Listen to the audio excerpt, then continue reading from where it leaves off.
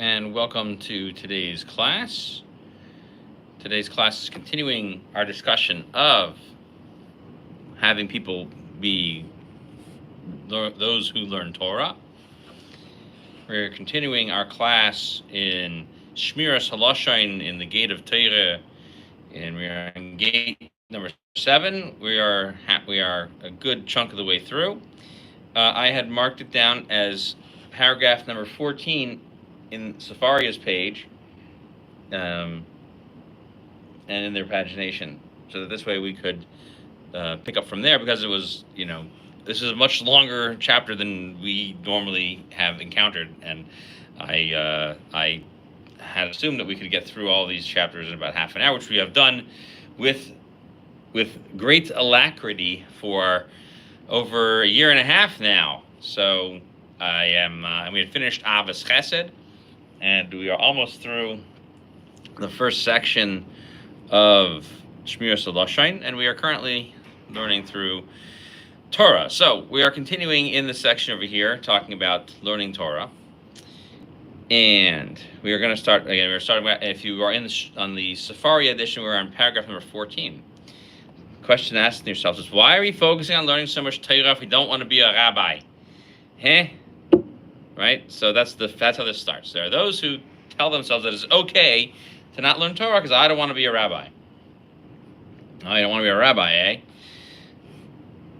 What do you want to do with yourself? What do you want to be when you grow up? Okay? And so what we see from their words is that if they're not going to be an important person, why would any Jewish person ever need to know what is the rabbi of his own home? We like to call that to bavon l'shayla. You're trying to preempt and guess what the Chafetz Chaim is getting at. He says it shouldn't be like I shouldn't learn this. I'm going to be a rabbi. Okay, it should be understood from the verse itself that learning is something that improves us as people, because it says in Tehillim 19:9 that the mitzvos of Hashem brighten the eyes. They are so bright that they enlighten the eyes. And that explanation is that a person without Torah that teaches them where to go, he's like someone who's blind, who walks in darkness. Like a blind person who walks in a place with lots of openings. And it's very dangerous for him because, that he's trying to find out certain things that can basically end him. Okay, and it's certainly very difficult. And that's the person who doesn't have Torah. That a person, not only is it that they're going to lose out on whatever future rewards they may have gotten in their performance, because they didn't know about this mitzvah or that mitzvah, but they're going to see that instead they're going to get so many averas instead. Because they're going to say to them, who needs to do this, who needs to do that? And more so than that, the mitzvahs they did collect are going to basically be overwhelmed with the number of sins, and what you're going to be left with is a life that's lacking joy, and that's going to be lacking any love and fear of God. And so, and these type of lives are for sure lacking in general. Okay, and that's what, when you don't follow the rules, you don't see how good life can be. And we will see from 2 mitzvos that every Jewish person should be accustomed to completing. So, for example, the mitzvah of tefillin. I like how he says 2, and then he just continues. He should make a list now. Make a list. Put a colon and make a list. Okay. So, for example, tefillin. That if you are careful with them, and they're going to be made square according to the law. Okay, and also that the straps be black, and these things are required by the laws given to Moshe at Sinai. It's Halach Moshe Sinai. So too, the tefillin have to be right in the proper place on the head, okay, and not on your forehead, and they have to be on the arm in the place which is known as the kiboris, the elevated part of the bicep, and not below that, even a little bit. And with all of this, if you aren't doing it right, you're missing out on it. I've seen old people who were wearing their tefillin over here, over here. They have to be up here. and they have them over here. And you're missing out. You're missing out on the mitzvah. Slap yourself for missing out on it. All right? Okay, and so too, the mitzvah of Kriya Shema. If you were just careful about it to make sure that you accept the yoke of heaven on yourself every single morning, and you also make it audible to your ears and are careful in pronouncing the letters appropriately, which is explained in Shas and the Shulchan Aruch. And if you want to learn about those laws, we have them on my channel, the laws of Shema. You don't even have to pick the book up. You can still stay glued to your phone. It's amazing. And also that you're careful to make sure it's recited in the proper time, whether it's the summertime or the wintertime. And all of these are Torah laws. And so too, all the little particular rules and regulations and all these little mitzvos. And so much the more so, all the mitzvos, that a person should be more careful with them. For sure, they're going to be missing out on a lot of things had they not sat and learned the Torah surrounded in performing these mitzvos. And a person should recognize, or every single person should recognize, what they're lacking from this. When Hashem himself, the Holy One, blessed be He, in the future time, will announce that every single person will come to collect their reward based on every mitzvah that they have performed, which is what Chazal say as well. And this is in Vayikra Rabbah, and it's in chapter 27, that at the future date, a bas kol, a heavenly voice, okay, that some people actually say the word bas kol also means a reverberating voice, will come and basically spread out across the hilltops. That's why it's called. That's why I call it bas kol, because it's supposed to be like an echo almost sound, but it's reverberating because it's bouncing off of different surfaces. And here's exactly what it's doing. It's bouncing off the tops of the mountains, and it says, "Those who have engaged with God, they shall come and take their reward." And so every single person is going to look at all their mitzvahs. They're going to say, look at how, many I could have gotten, okay? And then they're going to say, okay, well, I would have got more had I just spent more time learning Torah. And that's why it says, it's a me'ir asinayim, it enlightens your eyes, because the Torah helps you see what you get as a result of performing mitzvahs. And so now, we should come to a better understanding and take some moral ground, taking musar, right, from some moral teachings from earlier generations, those that came before us, even for hundreds of years. And he gives an example, like the Maharshal. The Maharshal is of Shlomo Luria, who lived in the same time. He lived in the same time frame as Rav Moshe Isserles. They were contemporaries. Moshe Isserles did not see what the Maharshal wrote, and I think vice versa. But their students saw this stuff and compared it. So to the Maharsha, okay, he's the author, the author of the many explanations on Tosfos and on Agadata in the Talmud. The Maharam Shif, who was a student of Rav Moshe Sofer, the Chassam Sofer, and the Pnei Yoshua, who lived a little bit earlier than them. Yoshua Falk, he wrote the book that's Slach as well. That all of these people were all heads of many of the yeshivas, all the places of learning.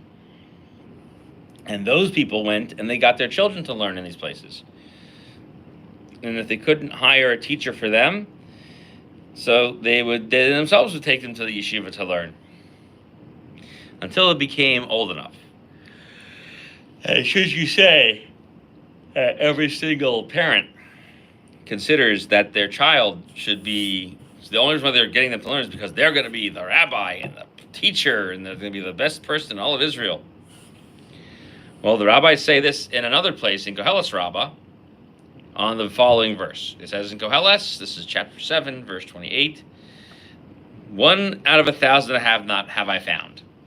Why? Because the Midrash explains 1,000 go to sit and learn Torah, and about 10% come out and they go sit and learn Mishnah, and 10 of those come out and they learn Talmud, and then you get one of them who is old enough and wise enough and intelligent enough to basically try to teach stuff to the rest of the Jewish people.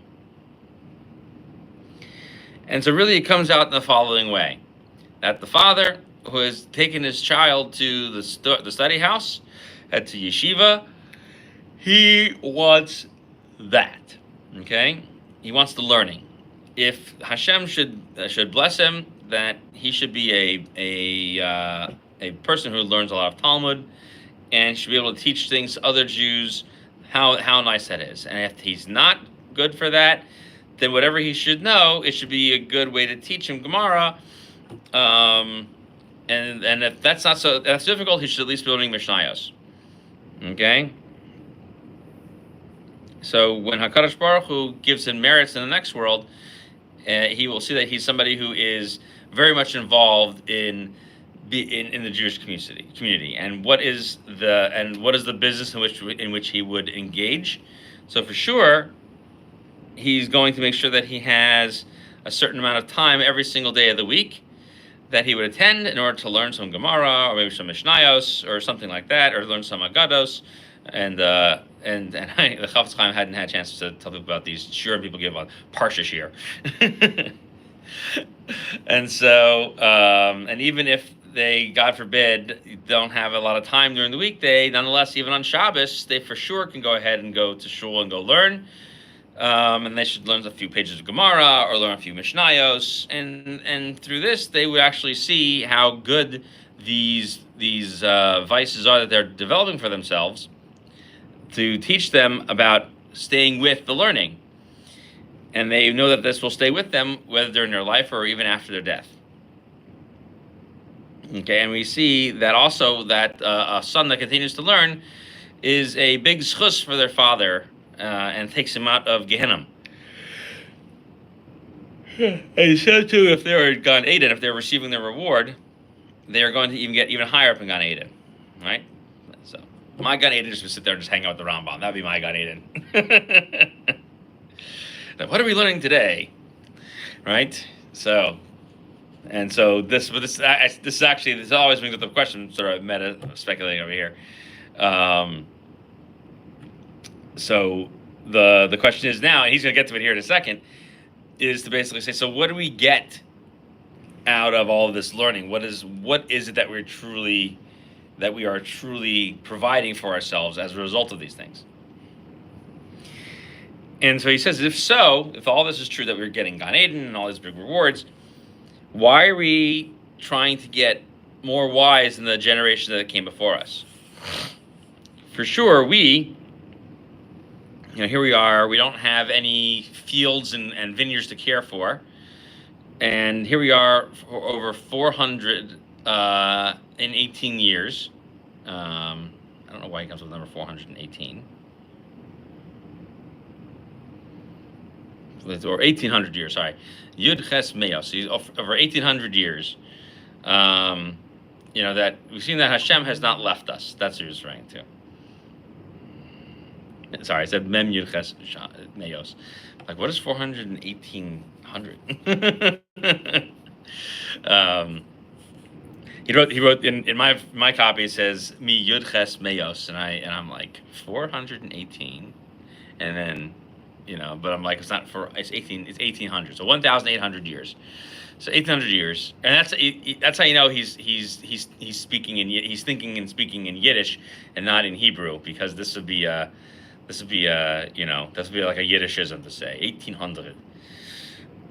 Right? This would be 1800 Shune.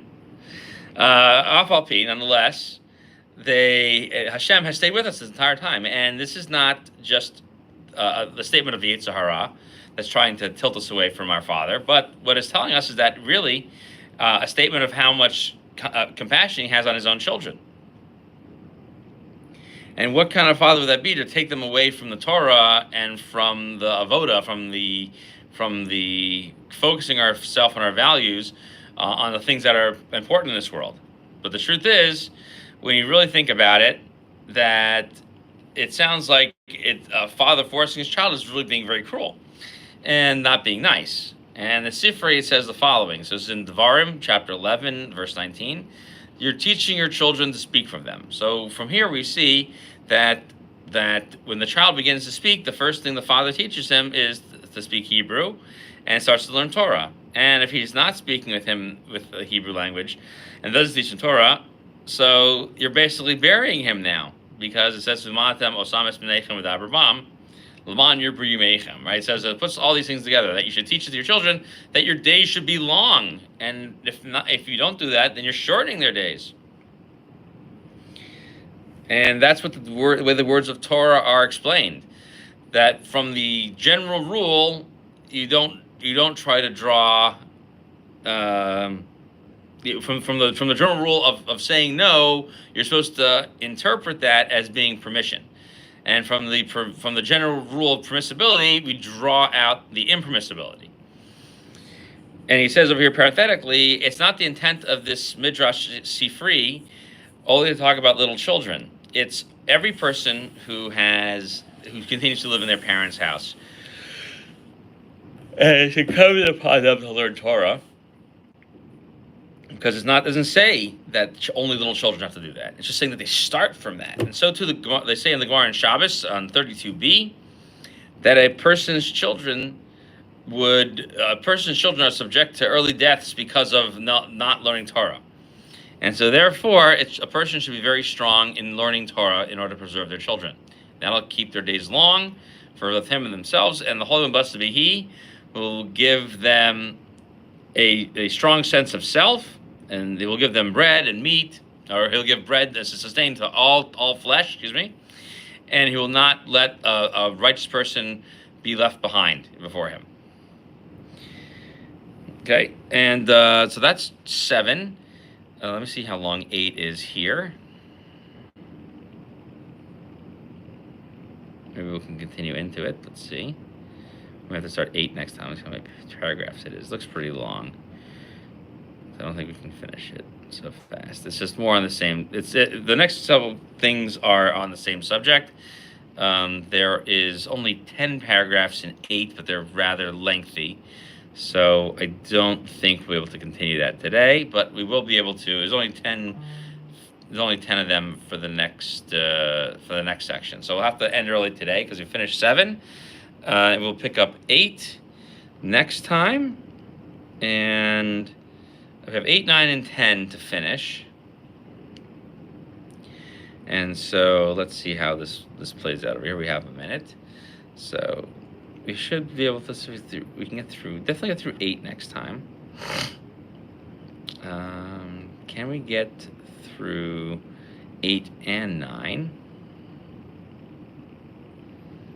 Because it's all on the same subject.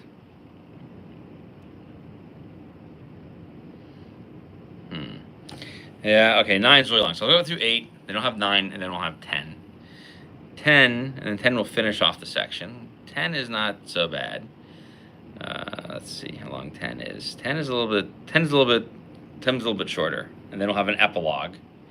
There's this sort of postscript after that. And the postscript has about 7 sections to it before we finish off book 1. So we're almost done. So another couple more months. So thank you everyone for joining today. We will pick up next week as we enter the month of Tammuz. We're supposed to be Mematin B'Simcha, so halfway through the month. So we will include some classes on our channel discussing that.